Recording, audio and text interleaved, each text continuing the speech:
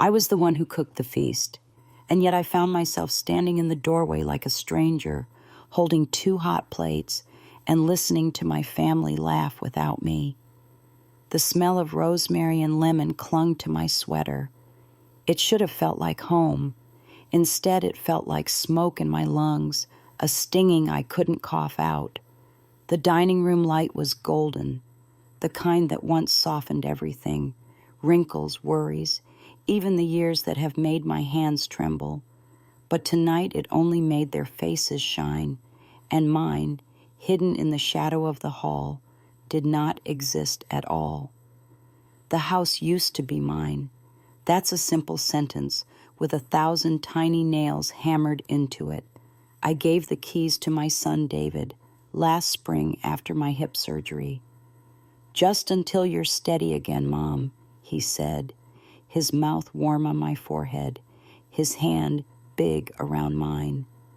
I believed him. I wanted to believe him.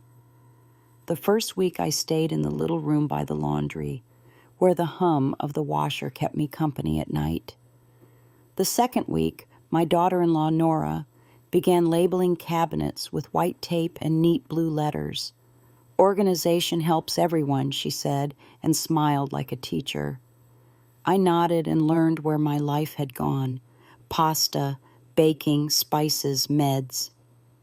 I cooked because that's the one language I still speak without forgetting words.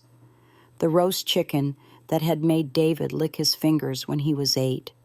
The potatoes smashed with butter until they sighed, the way my own mother taught me. Tonight was special because Emma and Liam, my grandchildren, were visiting after their piano recital.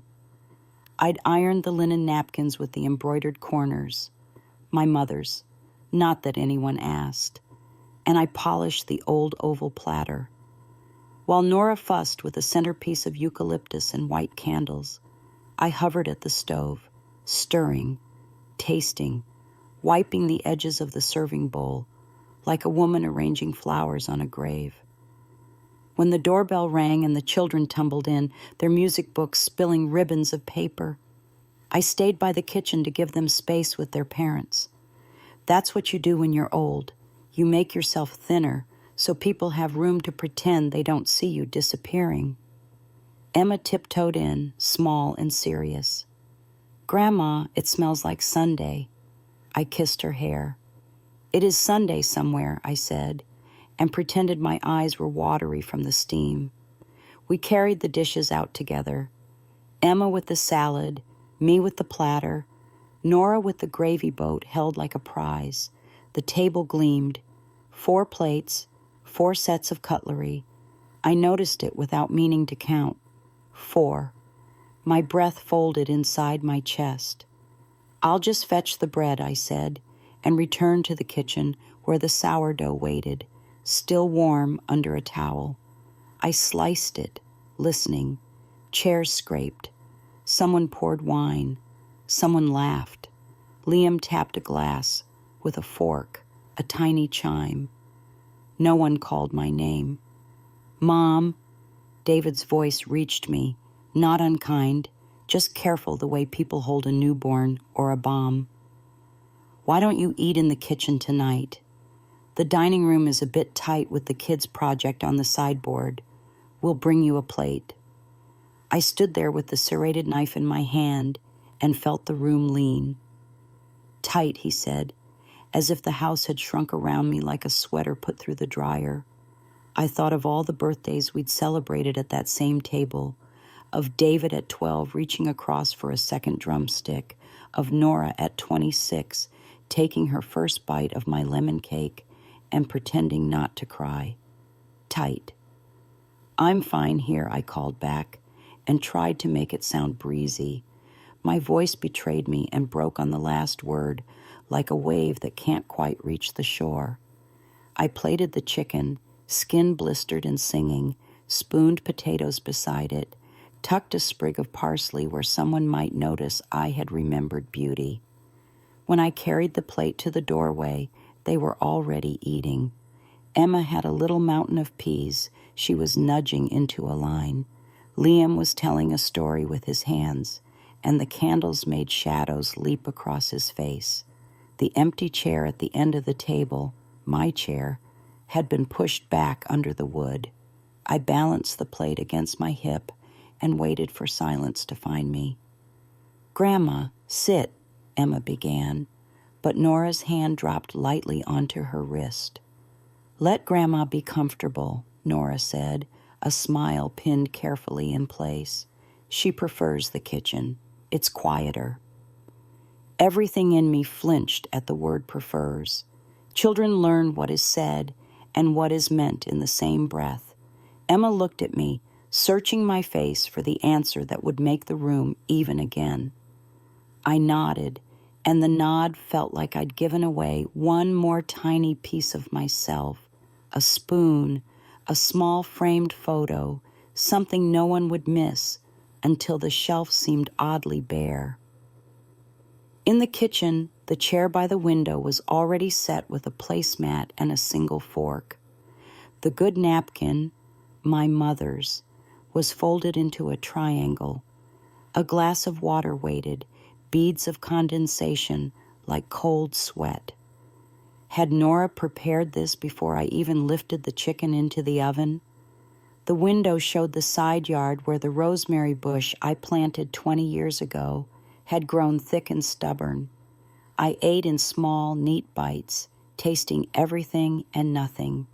From the dining room rolled waves of conversation.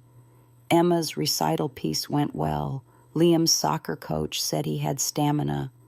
David's boss might send him to Chicago next month. In those waves, my name was a stone the water ran around. Halfway through my plate, I heard my own laugh.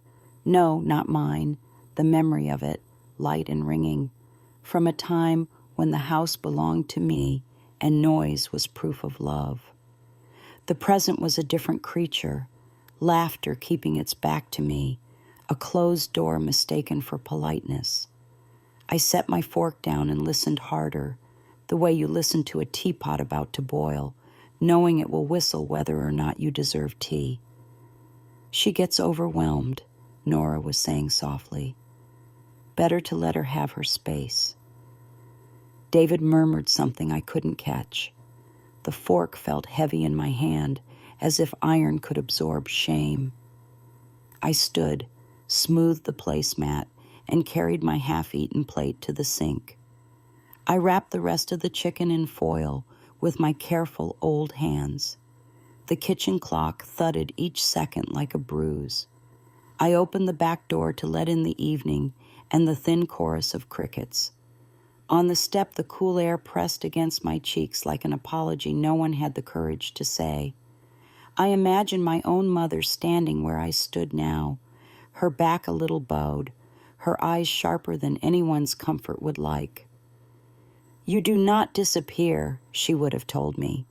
"Even if they seat you in the pantry with the canned tomatoes, you do not disappear."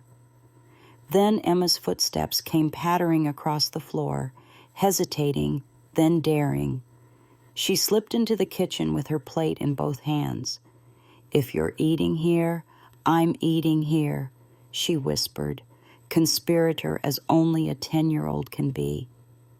She clambered onto the chair across from mine, knees knocking the table. A strand of hair stuck to her lip. She blew it away with a fierce little puff. My heart lifted, and then hurt with how quickly a heart can do two opposite things.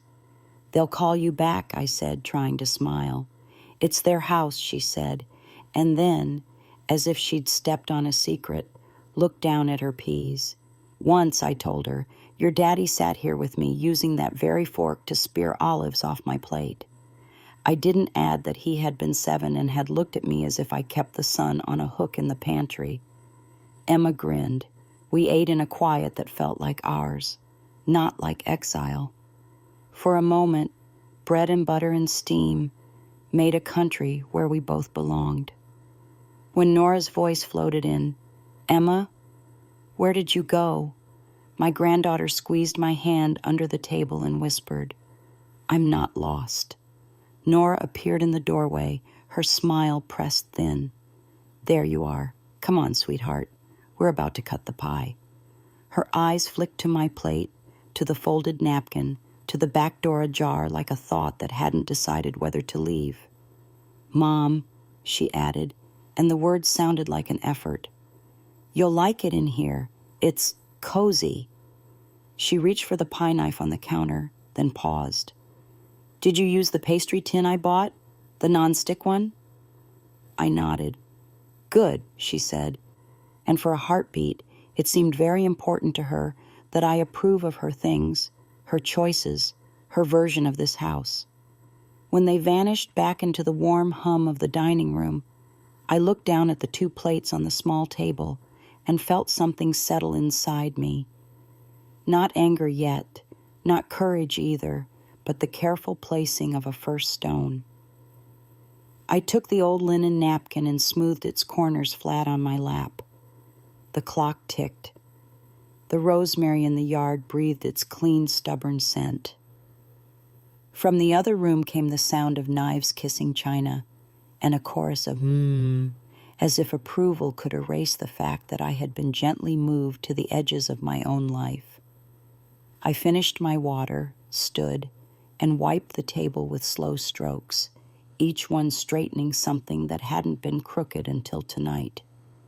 Before I switched off the kitchen light, I opened the drawer where Nora kept the blue labels and the permanent marker. I pulled out a strip of tape, wrote in small, steady letters, and pressed it to the shelf above the plates. Later, someone would notice it and frown.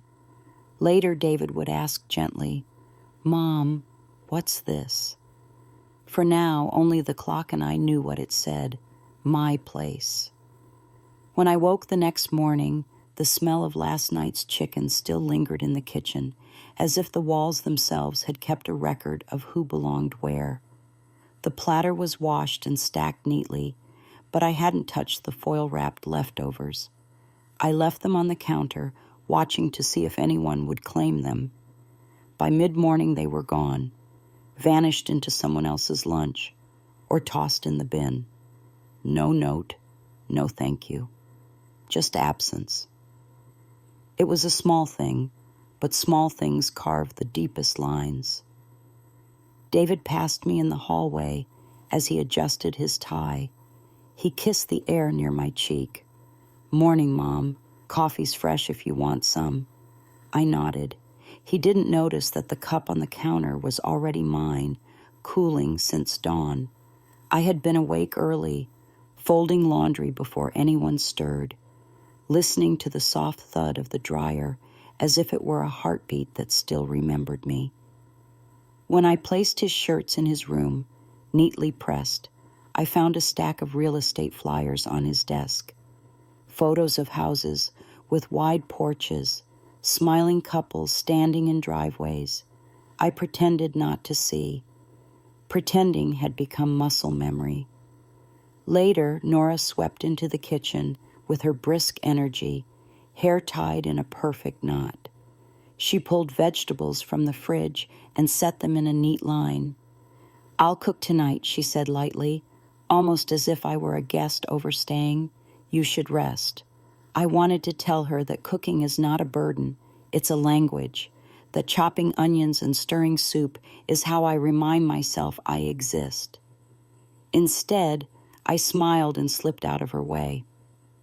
In the hallway mirror, my face looked polite, but my eyes betrayed me. They were tired, but more than tired, tired of shrinking. Emma's piano books were scattered across the living room floor. I bent slowly to gather them, my knees creaking like old stairs. She darted in behind me, her hair still tangled from sleep. "Grandma, can we practice together? I like it when you sit by me." I smiled and agreed, though Nora's voice carried in from the kitchen. "Emma, don't bother Grandma. She needs quiet." The girl's hand clutched mine fiercely. "But she likes it," she whispered, and I squeezed back, grateful for the truth of children who haven't yet learned to disguise their love. We sat at the piano, her small fingers searching the keys. I hummed the melody softly, letting her mistakes become music anyway. Each note reminded me of the nights I had sung David to sleep, long before deadlines and mortgage payments taught him how to look through me instead of at me. When Emma finished, she turned to me with a smile that could have lit every shadow in this house. For a moment, I felt almost whole. Then Liam burst in, clutching a soccer ball, his cheeks flushed. "Mom says we're eating early tonight because she has a Zoom call," he announced. My chest tightened. Another meal, another evening where my presence would be arranged like a piece of furniture. I set the music aside, told Emma to keep practicing, and slipped into the yard for air. The rosemary bush bent under its own weight, stubborn and fragrant like me. I clipped a sprig, held it to my nose, and whispered to the empty sky, "This was once my home." Through the window, I could see them setting the table again. 4 plates. 4. My heart thudded as if it wanted to climb out of my chest. I thought of the tape I'd left on the shelf last night. My place, scrawled in shaky letters. Had anyone noticed? Had anyone cared? Maybe tonight I'd find out. I walked back inside slowly, each step heavier than the last. The clatter of cutlery, the chatter of voices, the laughter that rose without me. All of it built a wall taller than the years already had. When I reached the kitchen, I saw Nora pause by the cabinet, her hand brushing the label I'd written. She frowned, peeled it off with quick fingers, and crumpled it into the trash. "Clutter," she murmured. David didn't hear. My knees weakened, but I stood still, a storm trapped in silence. I had not disappeared. Not yet. That night I barely slept. The house groaned around me, every creak of the floorboards reminding me that I was a guest in what had once been my own kingdom. I lay awake, staring at the faint light from the hallway slipping under my door. When dawn finally arrived, I wrapped myself in a shawl and made my way to the kitchen. The room was silent, the table bare, except for a few crumbs left from the pie they had shared without me. I touched the crumbs with the tip of my finger, the way one might touch ashes from a fire long burned out. I decided to cook again, though no one had asked me to. It was foolish, maybe, but it felt like reclaiming 1 inch of ground in a battlefield I was slowly losing.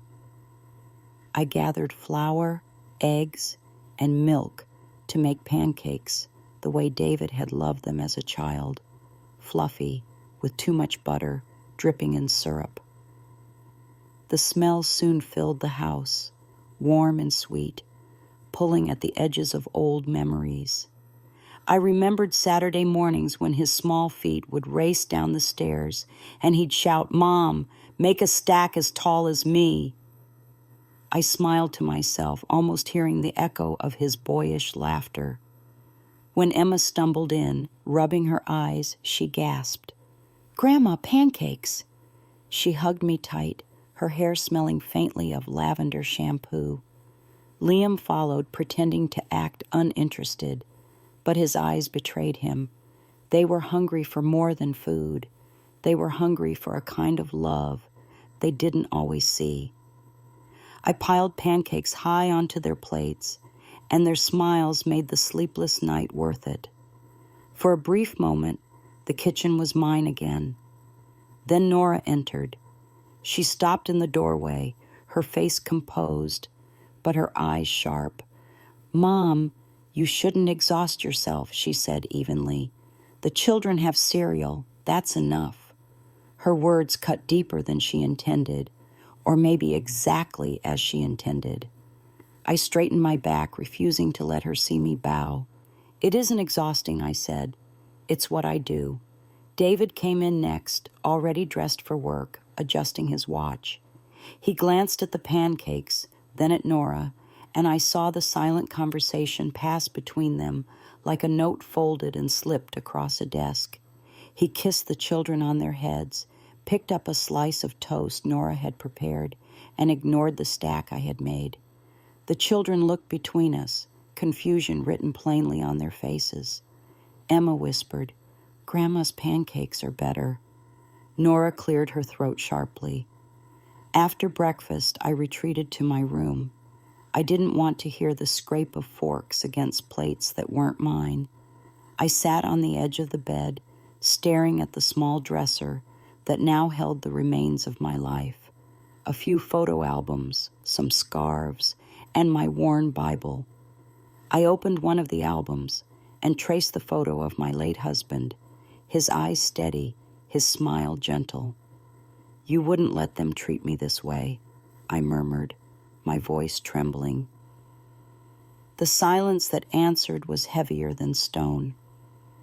Later that afternoon, I ventured into the living room.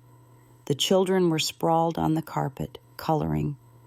Emma had drawn a house with a big tree, and in the corner, she had sketched a small figure sitting alone on a chair. "Who's that?" I asked softly. She looked up with wide eyes. "That's you, Grandma. You're always sitting by yourself." The truth fell out of her mouth with the innocence of youth, and I felt my heart splinter. I kissed her forehead and said nothing, because what could I say? Evening came quickly. Nora was on another video call, her voice carrying through the walls, clipped and professional.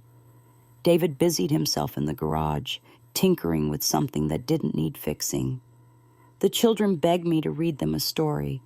I chose one of the old fairy tales, the kind with castles and brave girls who outsmarted wolves. As I read, their eyes grew heavy, and their heads rested against my shoulders.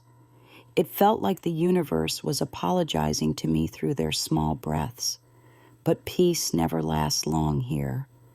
When Nora came in and saw them curled against me, she forced a smile. "Come on, kids. Bedtime. Don't bother Grandma too much." She took them upstairs, and I heard Liam protest, "But she doesn't mind." His voice faded down the hallway, but the words stayed with me like a lantern in the dark.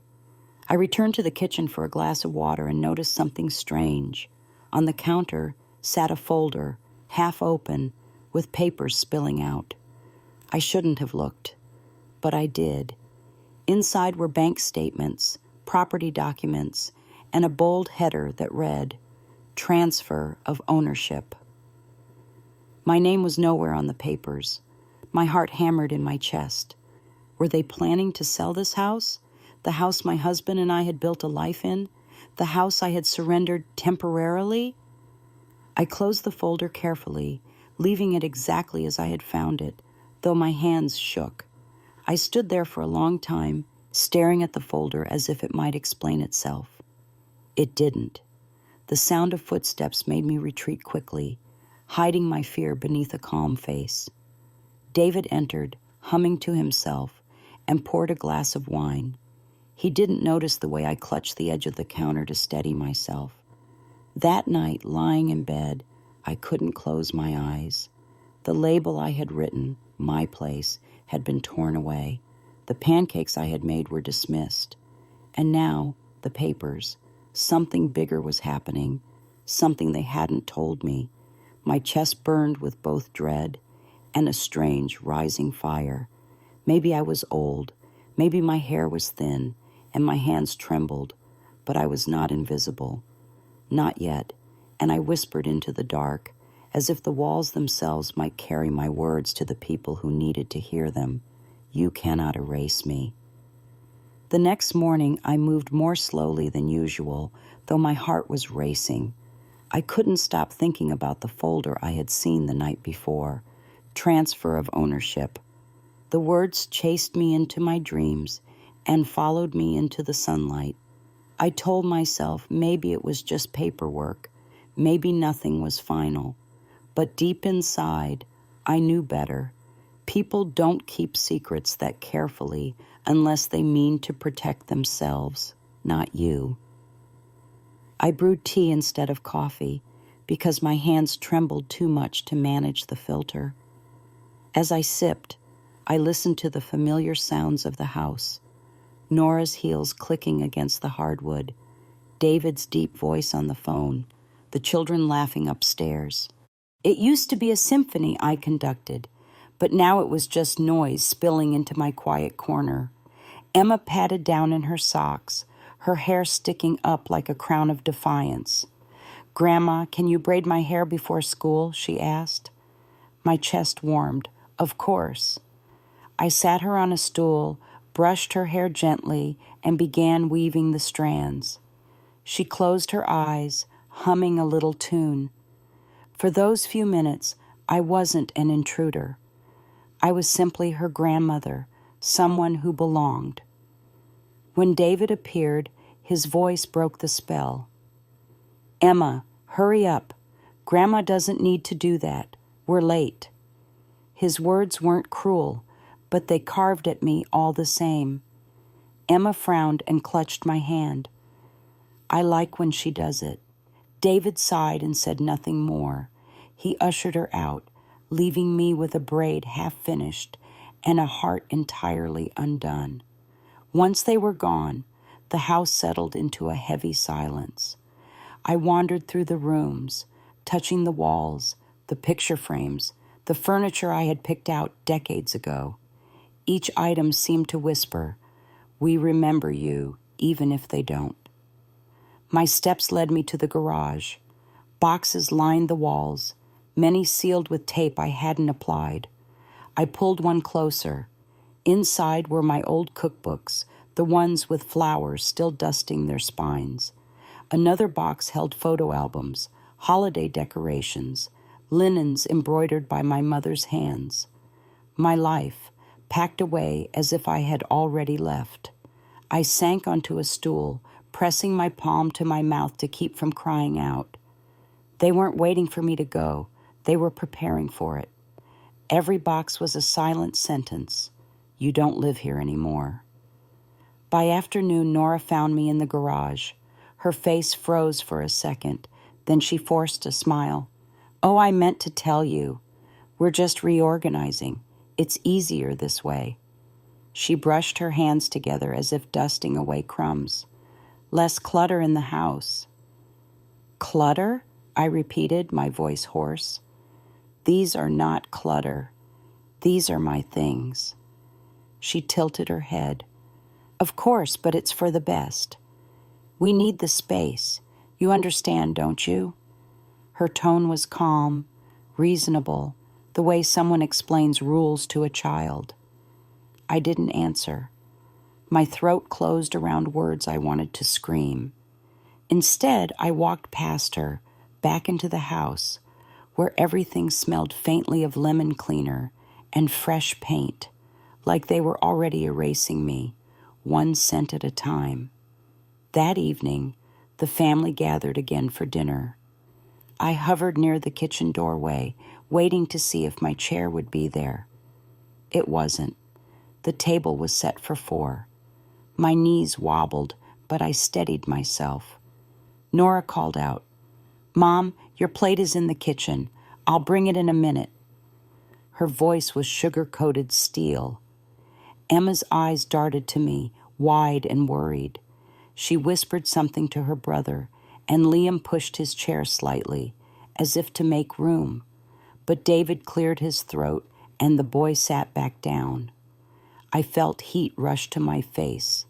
My chest ached with every breath. Still, I forced myself to step forward.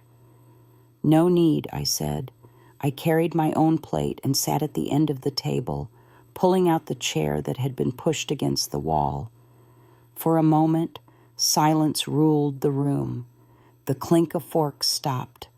All eyes turned to me. My hands trembled, but I lifted my fork anyway, cutting into the food I hadn't cooked. Emma smiled at me, brave and bright. Liam looked uncertain. David rubbed his temples, and Nora's lips pressed into a thin line. I chewed slowly, my back straight, refusing to move. Finally, Nora spoke, her voice low. "Mom, maybe it's better if..." "It's better if I eat with my family," I interrupted. The words surprised even me. They came out steady, louder than I intended. For the first time in weeks, I felt a spark inside me, small but alive. The children grinned. David stared at me as if I'd done something outrageous, but he didn't argue. Nora set her fork down a little too hard, but she didn't say another word. The meal continued, tense and brittle, but I stayed. When it was over, I carried my plate to the sink. My knees ached, my body tired, but inside, something had shifted. I had sat at the table. I had not been erased tonight. Later, as I folded my shawl at the foot of my bed, I whispered to the darkness, "If they mean to push me out, they will learn I have roots deeper than they imagine." And though the house felt colder than ever, I fell asleep with the faintest ember of defiance glowing in my chest. In the morning, I woke to the sound of unfamiliar footsteps, light, quick, purposeful, not the shuffling of children, not David's steady tread, not Nora's clipped heels. These steps belonged to someone who owned a calendar for a living. I sat up, smoothed my hair, and listened. A cheerful voice floated down the hall. "Great bones! With a little staging, this will fly." My heart stalled and then thudded back to life in a panicked rhythm. I reached for my shawl and followed the sound. A woman in a fitted blazer stood in the living room, her smile bright and professional, a tablet cradled like a newborn. She was pointing toward the bay window. "If we remove the heavy curtains, we'll get more light. Buyers love light." David nodded, hands in his pockets. Nora stood beside him, arms folded, as if she were holding herself together. The woman turned, noticed me, and her smile didn't falter. "You must be David's mother. I'm Claire. So lovely to meet you. We're just doing a quick walkthrough." I looked at the curtains, my curtains, sewn from fabric I'd chosen during a spring when David still tracked mud inside, and I didn't mind cleaning it. "They keep the afternoon sun off the piano," I said. Claire's head tipped sympathetically. "Of course. But for photos, we'll want everything to feel airy." She turned to her tablet. "Now, the dining room. Are we keeping the table, or will you be storing it?" Storing, as if life could be folded into boxes and stacked in a storage unit like winter coats. I felt a fine trembling begin in my hands. "This house isn't for sale," I said, and even I heard how thin it sounded, like a note played on a cracked flute. David cleared his throat. "Mom, we talked about this." We hadn't. We had talked around me, through me, but not to me. "It's just options," he added. "Nothing's decided." Claire, to her credit, glanced between us and took a small step back, as if she had walked into a family photograph where not everyone was smiling. "I can come back another time," she offered. Nora shook her head quickly. "No, it's fine. Let's keep moving." Her eyes slid past me. "We're on a tight schedule." I stood still while they wandered, my body suddenly too heavy for my bones. I watched Claire point at the piano bench where Emma had learned her scales, at the hallway where we had marked David's height with pencil lines, at the kitchen where my mother's napkins slept unfolded, and my place had been labeled and torn away. Each point felt like a small auctioneer's gavel coming down. Sold, sold, sold. When they reached the garage, I slipped into my room and closed the door softly. For a long time, I just stood there, listening to my breath bounce off the walls. Then I pulled the old cedar box from under the bed, the one my husband had carved when we were young, and he still believed wood could hold the shape of love. Inside were things that would have meant nothing to Claire's tablet: a Christmas ornament with a chipped red bell, a recipe card for tomato soup written in my mother's careful loops, and a small envelope with a key tucked inside. The key was wrapped in tissue paper, yellowed at the edges. On the envelope, in my husband's blocky letters, was a single word: bank. I had forgotten it existed. Long ago, After his first scare at the mill, he told me he wanted something simple, just in case. We rented a small safe deposit box. After he died, months collapsed into each other, and the box receded into the fog of things I could not bear to face. I turned the key over in my palm. A long-buried memory stirred, us sitting at the kitchen table, him sliding an envelope across to me. "If I go first," he'd said, "promise you'll look." I had promised. I had not kept that promise. I slipped the key into my pocket and straightened my shawl. When I emerged, Claire was at the door, chirping about virtual tours. David was telling her he'd email some measurements. Nora was already wiping a perfectly clean counter. "We'll need you out of the house for a few hours next Tuesday," Claire said brightly, as if asking me to step out of a photograph to improve the composition.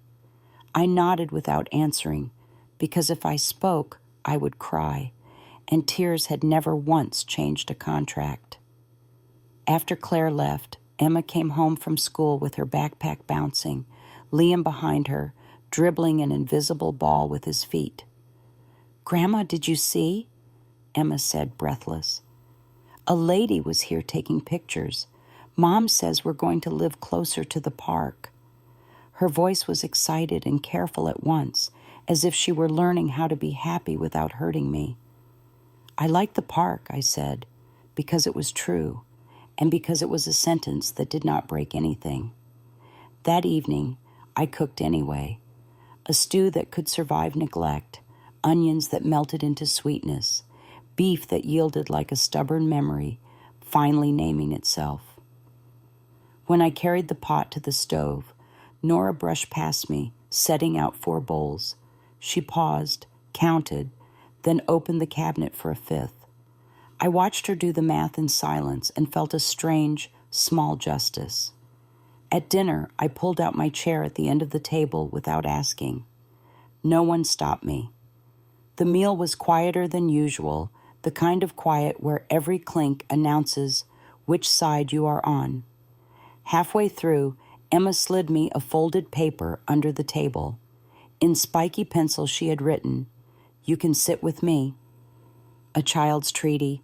I tucked it into my sleeve. After the dishes, when the house settled into its nighttime noises, I took a breath that tasted like resolve and tapped on David's office door. He looked up, surprised, a spreadsheet frozen on his screen. "I'd like to see the papers," I said. No preface, no apology. He removed his glasses, a stall tactic he had learned from important men. "Mom, it's complicated." "I've lived through complicated," I said. "Show me." He hesitated, then opened a drawer and slid a file toward me. "Nothing is final," he repeated, a phrase that had begun to sound like a lullaby meant to keep me asleep. I opened the file. The words were clean and clinical. Proposed listing price, comparative market analysis, transfer of ownership. There, at the bottom of one page, was a scrawl that looked unpleasantly like my name. My mouth went dry. "When did I sign this?" I asked. David's face tightened. "It's a consent form for updates," he said quickly. "You must have—" I did not. My voice was low, steady, the way you speak to a dog that might bite. He closed the file. "It's not what you think." "What I think," I said, "is that I gave you this house when you told me it was temporary. What I think is that my name has been erased so many times you've started to believe it isn't there." He leaned back, pinched the bridge of his nose. For a moment, the boy I had raised flickered through the man he had become, the boy who had cried when a bird hit the window, the boy who had once asked me if love expired like milk. "It's hard, Mom," he said quietly. "Money is tight, the repairs, we can't afford." "You had a mother who cooked for you and sat up when you were sick," I said. surprising myself with the crispness of it. You had a father who fixed every leak with his own hands. We couldn't afford 100 things, but we afforded each other. The room seemed to tilt. He looked away. When I left the office, my hands were shaking, but the key in my pocket felt like a promise I had finally remembered to keep. In my room, I took out a small notebook and started writing the date, the names, the words I'd seen, the curve of the forged signature. If they meant to build a case where I was a forgetful old woman, grateful for any kindness, I would build a record that remembered everything. The next day, while Nora was at her call and David was at work, I told Emma I needed fresh air and asked if she'd like to walk with me to the corner and back. She slipped her hand into mine like she had always been waiting for the invitation. At the end of the block, I told her we were going one more street, then one more, until finally the red brick bank rose like a memory too solid to ignore. Inside, the air was cool and smelled faintly of paper and polish. At the counter, I took out the key. My hand did not tremble. "I'd like to access my box," I said. The clerk's smile was professional, but softer than Claire's had been. "Of course. May I see your ID?" I handed it over and waited as she checked her screen. "Right this way." In the small room, she set the box on a table and left us alone. Emma's eyes were round with delight. "Is it treasure?" she whispered. "It might be," I said, and slid the lid back. There were not many things inside. A few bonds I had forgotten brittle with time, our marriage certificate, the paper thin as onion skin, and another envelope, this one addressed to me in my husband's block letters. My name looked sturdy in his hand, as if a name could be a wall that keeps the weather out. I opened it carefully. Inside was a letter. I read the first line and my breath hitched. "If you are reading this, it means I've left first." I sat down. The words blurred, then sharpened. He had written about the house, about his wishes, about how grief makes people do foolish, fearful things. At the bottom was a copy of the old deed and a notarized statement he had insisted we add after his second scare, that any transfer would require my explicit present tense consent, witnessed by someone not a family member. I pressed the paper to my chest. Emma leaned in. "Is it treasure?" she asked again. "Yes," I said, and kissed the top of her head. "It is exactly that." When we returned home, my steps were lighter than they had been in months. Nora looked up from her laptop, curious. "Long walk," she commented. I smiled politely and said nothing. I put the envelope in the cedar box, then put the box where no one would think to look for something as old-fashioned as hope. That night, when we sat down for dinner, I pulled out my chair and placed my napkin carefully on my lap. David's eyes met mine and flicked away. Nora served stew without comment. The children whispered and tried not to grin. The house felt different, as if a window I couldn't see had been opened somewhere, letting in a draft of the past that still remembered my name. I didn't announce my discovery. Not yet.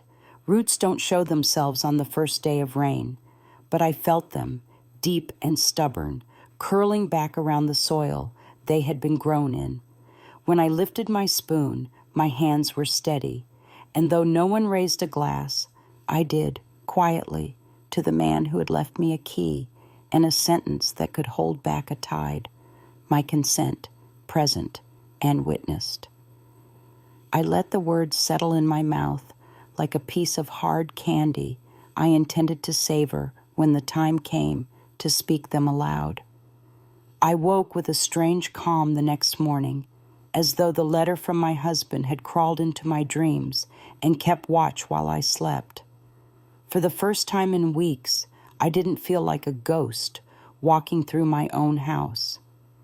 Instead, I felt like a woman who carried a secret shield under her shawl.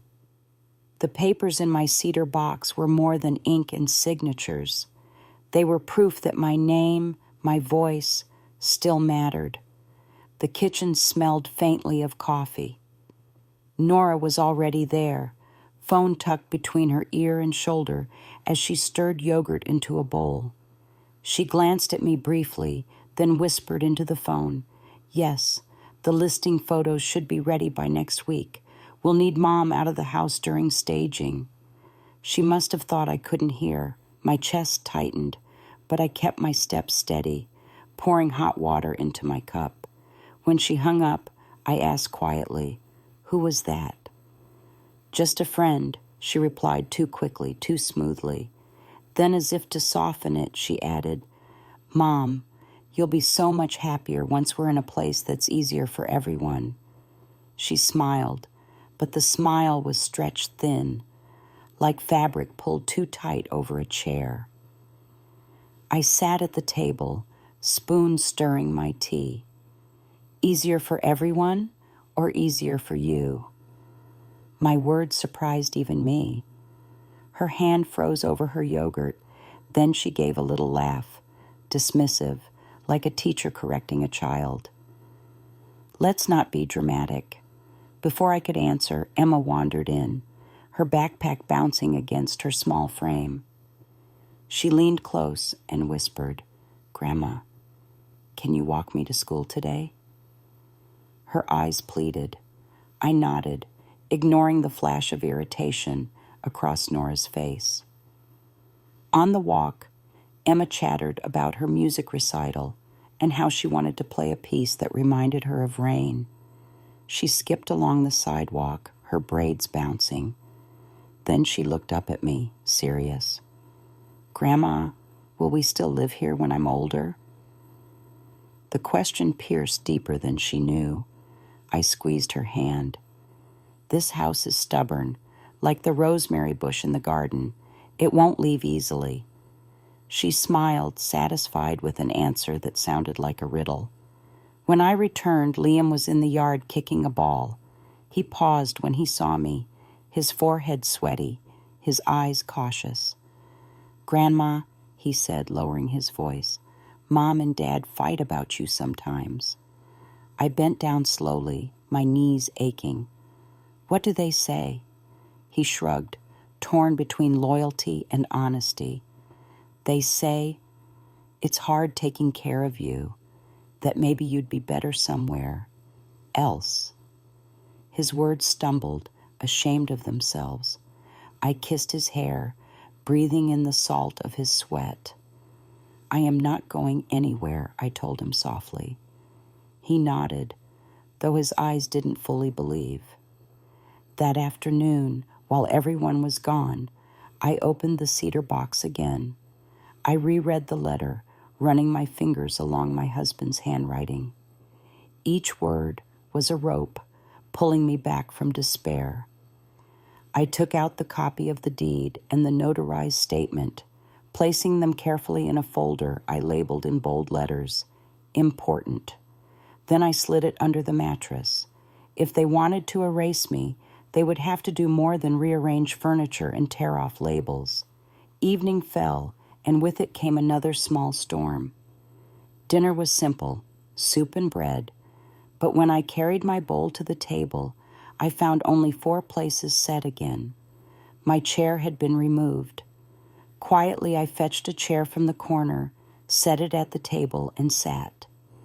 The children exchanged glances. David looked weary, and Nora pressed her lips thin. Finally, David spoke. "Mom, we're just trying to make things comfortable." "Comfortable for whom?" I asked, my voice steady, my spoon poised over the bowl. He sighed, pinched the bridge of his nose, and shook his head. No answer came. The silence spoke for him.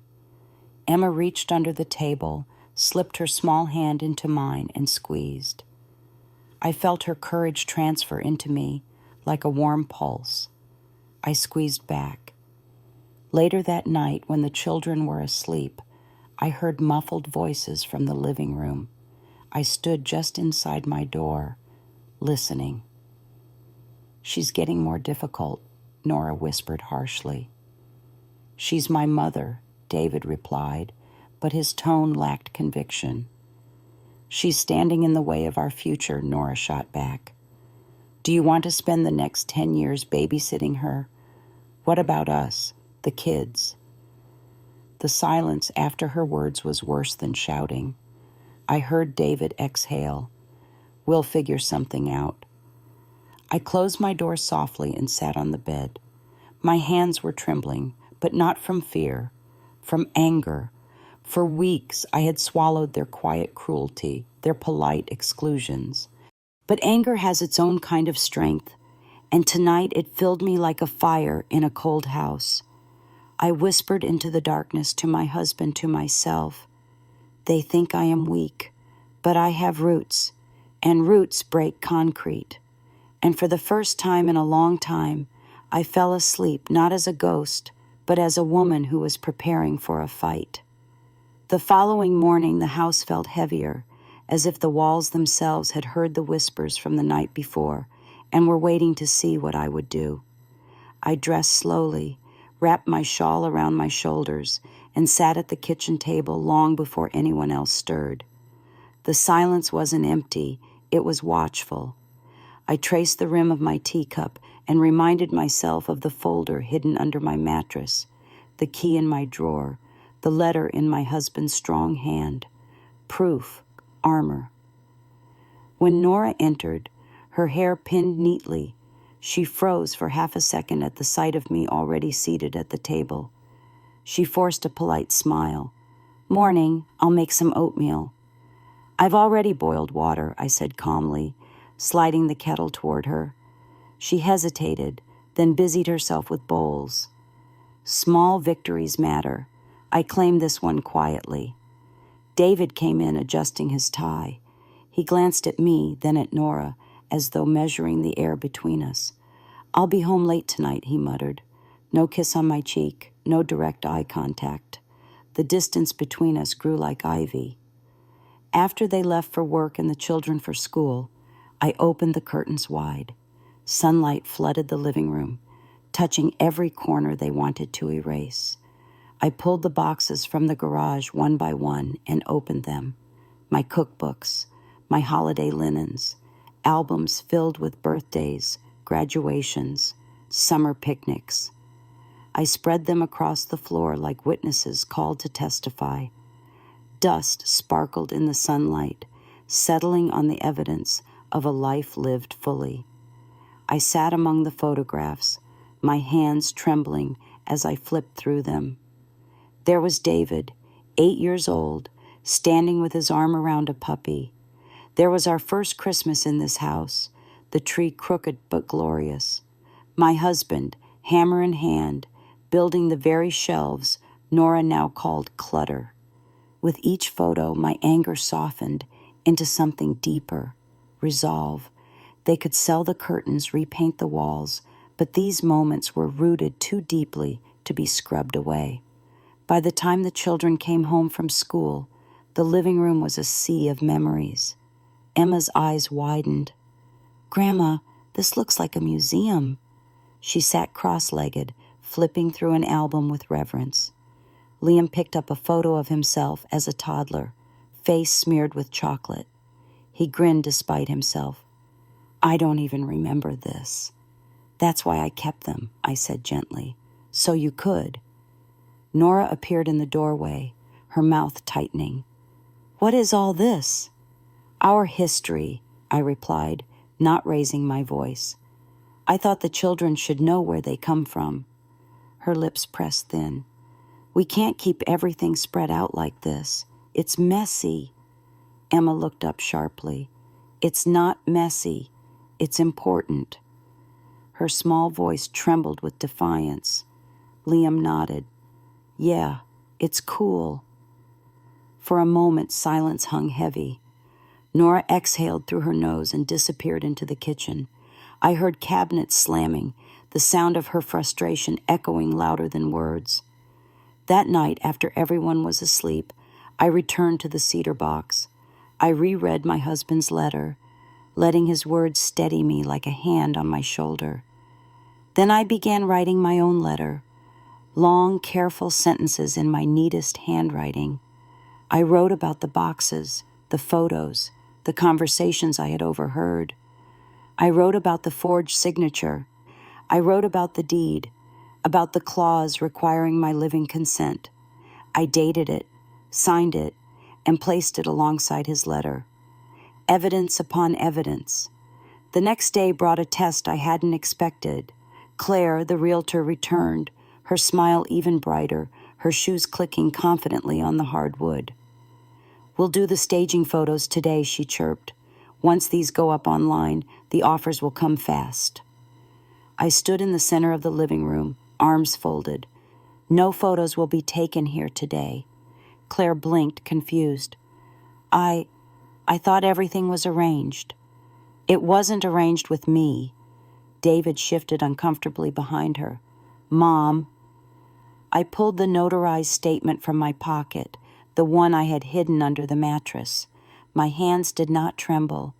"Any transfer of this house requires my explicit, present consent, witnessed, and you don't have it." The room went silent. Claire glanced at David, then at Nora. She adjusted her blazer nervously. "Well, I don't want to get in the middle of family matters. Perhaps we should reschedule." She packed her tablet swiftly and excused herself. When the door closed, David turned on me, his face red. "Why would you do that? Do you have any idea what position we're in?" I met his eyes, steady. "This is my home. Your father and I built our lives here. You don't get to erase me because it's convenient." He rubbed his temples, groaning. Nora's face was pale but hard, her jaw clenched tight. "We can't keep living like this," she snapped. "You mean you can't keep living with me in the way?" I replied. For the first time, neither of them had an answer. The children watched from the stairs, wide-eyed, as if they had just seen a storm split the sky. That night, when I finally lay down, my body was exhausted, but my spirit was alive with something fierce and unyielding. They thought they had pushed me into the shadows, but I had stepped back into the light, and once light enters a room, it is very hard to put it back out. I whispered into the quiet, "I am still here." And for the first time, the house seemed to whisper back, "Yes, you are." The morning after I stopped the realtor, the house felt different. Not lighter. No, the air was still thick with tension, but steadier, as if the walls themselves had chosen a side. I brewed my tea slowly, listening to the familiar symphony of footsteps and voices. David's silence was heavier than his words, Nora's clipped tone sharper than her knives, and the children's laughter a fragile thread trying to hold us all together. At breakfast, only 4 bowls were placed on the table again. I didn't ask, I didn't argue. I fetched my own bowl, filled it, and sat down. The scrape of the chair on the floor sounded like a declaration. No one spoke. Liam kicked his legs nervously under the table. Emma glanced at me and gave a tiny nod of encouragement. I ate slowly, each spoonful steady, my hands refusing to shake. Later that day, when everyone was gone, I began a ritual of reclaiming. I opened each box they had packed away in the garage. One by one, I carried the items back into the house. The embroidered linens went into the dining room drawers where they belonged. The cookbooks returned to the kitchen shelf, their spines lined up like old friends. The photo albums I spread across the coffee table in the living room, a gallery of faces that refused to be forgotten. By the time the family returned, the house no longer looked like a blank slate waiting to be sold. It looked like my home again. Nora froze in the doorway, her eyes darting from the cookbooks to the linens to the albums. "What is all this?" she asked, her voice tight. Our history, I answered calmly. I am tired of being packed into boxes. Her mouth opened, then closed. She looked at David, but he only rubbed his forehead, weary, saying nothing. The children hovered behind them, silent but smiling, as if they had been waiting for this all along. That night, after the dishes were washed, Emma crept into my room. She climbed onto the bed and curled beside me, her small head against my shoulder. "Grandma," she whispered, "are you going to leave us?" Tears burned my eyes, but my voice stayed firm. "No, darling, I am not leaving. This is my place." She sighed in relief and drifted to sleep against me. I stroked her hair and promised myself and her that I would not break that vow. The next morning, I found Nora in the kitchen with her laptop open, her voice low but urgent. "Yes, she's resisting," she was saying. "We might need legal advice. Guardianship, maybe." My heart stilled. Guardianship. The word tasted like poison. I stepped into the room, and she snapped the laptop shut, her smile brittle. "Morning." I didn't answer. I walked past her, poured my tea, and sat. My husband's letter echoed in my mind. Your consent, present, and witnessed. They could not take that from me, not lawfully. But I saw now how far they were willing to go. That afternoon I went to the bank again, alone this time. I asked for copies of the deed, the notarized statement, every document that tied my name to this house. The clerk, kind and efficient, gave me neat envelopes, stamped and sealed. I thanked her and carried them home like treasure. When I reached my room, I hid them not under the mattress, but in the lining of my old winter coat, the one no one touched. The days that followed were a battle of silence. Nora avoided me, her footsteps sharp and quick through the halls. David spoke little, always tired, always rubbing his temples. But the children clung closer. Emma insisted I braid her hair every morning. Liam asked me to watch his soccer tricks in the yard. Their loyalty was my anchor. One evening, as we sat down to dinner, Emma slipped a folded paper into my lap. In her crooked handwriting, it read, "Don't give up, Grandma." My throat closed around tears, but I smiled at her and tucked the note into my sleeve. That night, I heard raised voices from the living room. "We can't push her anymore," David said, frustration breaking through his usually calm tone. "She's manipulating the kids," Nora hissed back. "If we don't act now, we'll lose everything." "She's my mother," he snapped. "She's an obstacle," she retorted.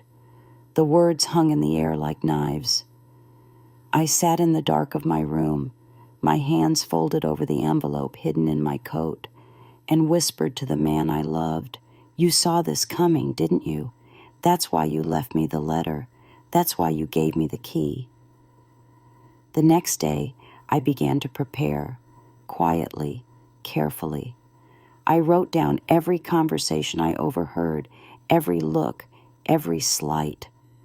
I dated the entries, tucked them into the cedar box alongside his letter. I gathered the notes Emma had written me. "You can sit with me. Don't give up," as proof that even children saw the truth. One afternoon, while Nora was out and David was still at work, I called an old friend from church, Margaret. My voice trembled as I explained what was happening. She listened in silence, then said firmly, "You are not alone. We'll stand with you. If they try to force your hand, you call me." When I hung up, my heart felt lighter. For the first time, I wasn't fighting this battle entirely in silence. That evening, when we sat at the table, I didn't wait for them to set a place. I laid out one myself, unfolded my mother's embroidered napkin, and ate with dignity. No one dared to move me. The children smiled, and even David looked away, ashamed. I was no longer waiting to be invited. I had invited myself back into my own life. and as I sipped my water, I thought, the roots are holding. The storm may rage, but the tree is not falling. The morning of the 9th day began with a knock at the door, polite, practiced, official. I was in the kitchen, slicing bread for the children's breakfast, when I heard it. Nora hurried to answer, smoothing her blouse as though she had been expecting the sound. 2 strangers entered, a woman with a clipboard and a man in a gray suit. Their smiles were professional, empty. "We're here regarding the property assessment," the woman announced.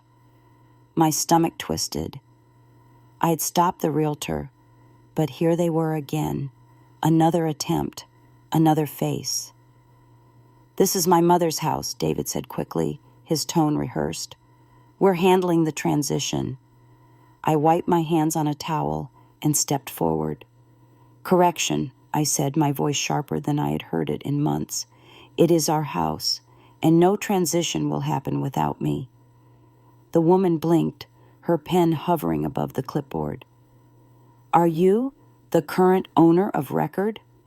"Yes," I answered firmly, "and I do not consent to any sale." The man shifted uncomfortably. "Well, if that's the case, we'll need to put things on hold." He gave David a pointed look. Nora's face flushed crimson, but she kept her lips sealed. When they left, silence filled the hallway like smoke after a fire. David wouldn't meet my eyes. Nora finally snapped, "You're sabotaging us. Do you understand how selfish this is?"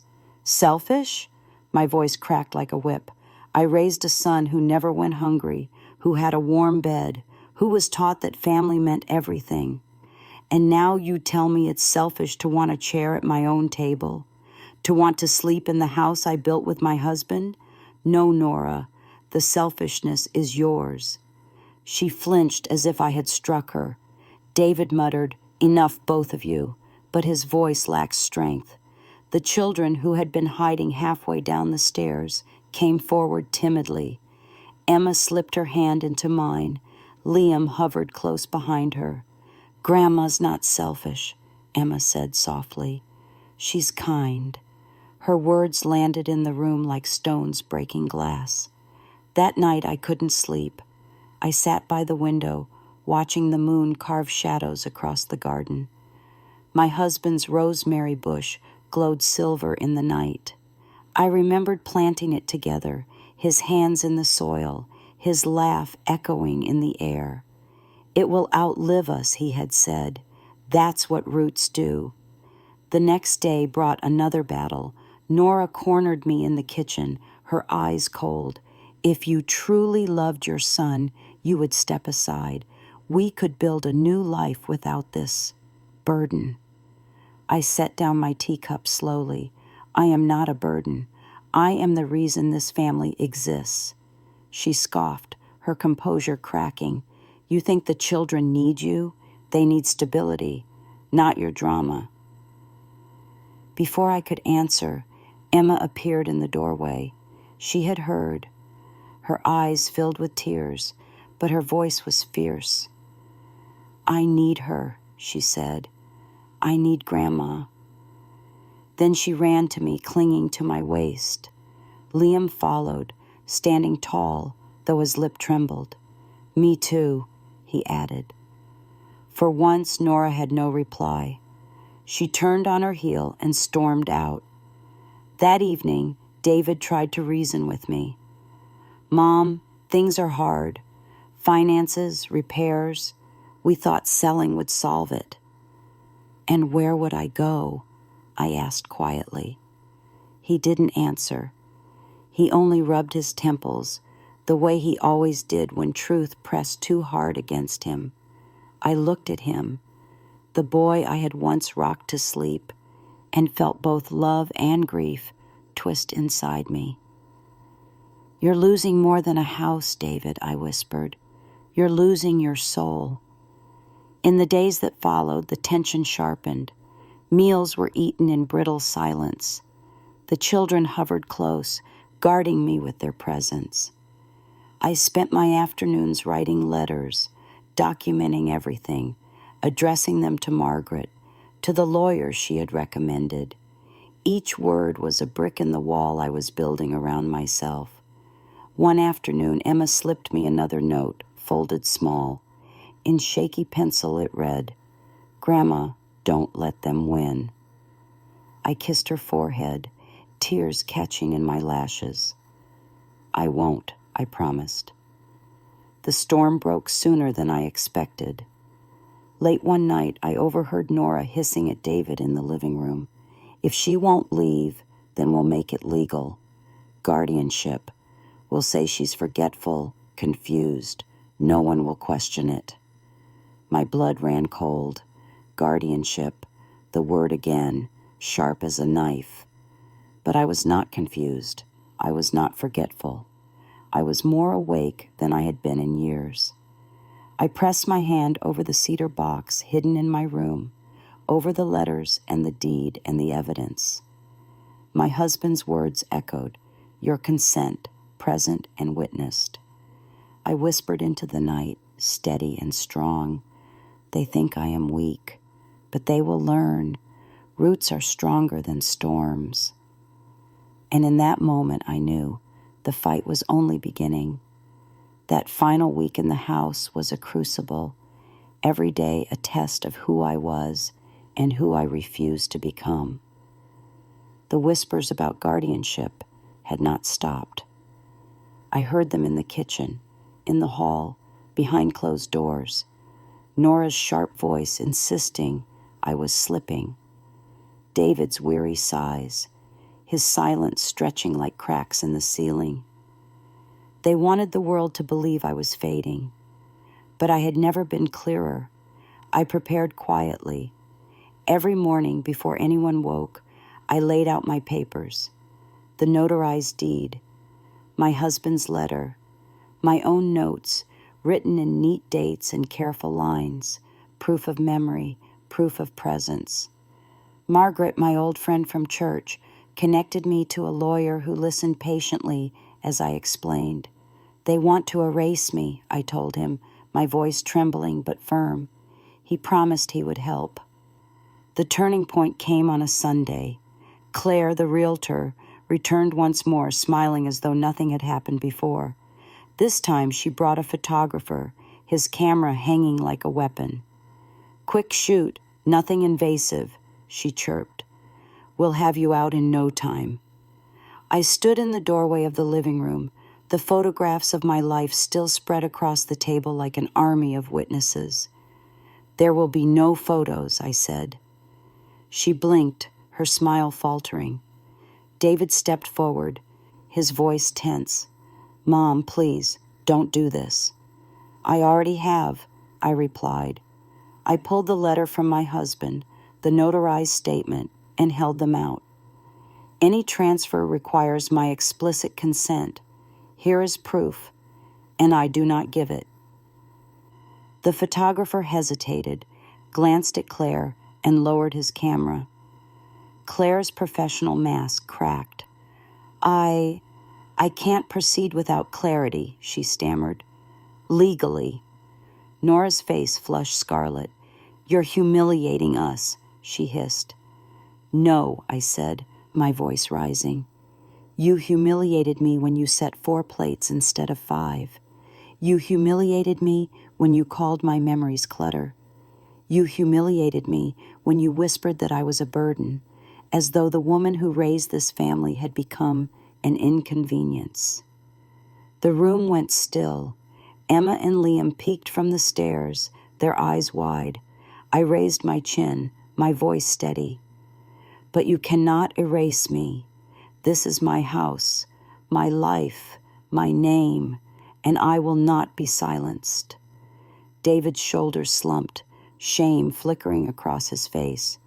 Nora opened her mouth to retort, but he lifted a hand, stopping her. "Enough," he said, his voice low. He turned to Claire. "We're done here." She nodded quickly, gathered her things, and left with the photographer. The silence afterward was heavy. Nora stormed upstairs, slamming the door. David lingered, his eyes on the floor. Finally, he looked at me.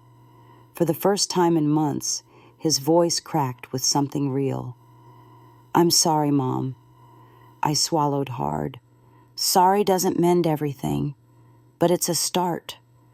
The children rushed to me then, Emma clutching my waist, Liam pressing his small hand into mine. "You did it, Grandma," Emma whispered fiercely. "You didn't let them win." I kissed her hair, my heart breaking and mending all at once. That night, for the first time in months, 5 places were set at the table. My place. My mother's embroidered napkin unfolded beside my plate. The food tasted different, not because of the seasoning, but because I ate it at the table where I belonged. After dinner, when the children had gone to bed, I stood by the window, looking out at the rosemary bush shining under the moon. My husband's words echoed, "It will outlive us. That's what roots do." And I knew then I had become the roots. They had tried to cut me down, to push me aside, but I had held firm. My story would not be packed into boxes. My name would not be signed away in silence. Now I speak to you, the one listening to my voice. Did you like my story? From which city are you watching? Tell me, have you ever felt invisible in your own home? Because if you have, hear me now. You are not gone. You are still here, and your roots are stronger than any storm.